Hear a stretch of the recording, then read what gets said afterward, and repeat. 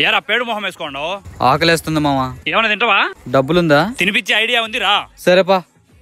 Hi friends, welcome to yours Bala YouTube channel. ఒంటిమిట్లో ఉన్నటువంటి బావ బంగారం పానీపూరి మట్టికైతే వచ్చేసినాము. టేస్ట్ ఎలా ఉందో చెప్తాము. బావ పానీపూరి ఇది పట్టుకోరా. అసలు మీకు ఈ ఆలోచన ఎలా వచ్చింది? అబ్బా అమోహం, అద్భుతం ఫ్రెండ్స్. లొకేషన్ ఎక్కడనో కాదు ఫ్రెండ్స్, ఒంటిమిట్ట గుడికి ఎగ్జాక్ట్ బ్యాక్ సైడ్ ఫ్రెండ్స్.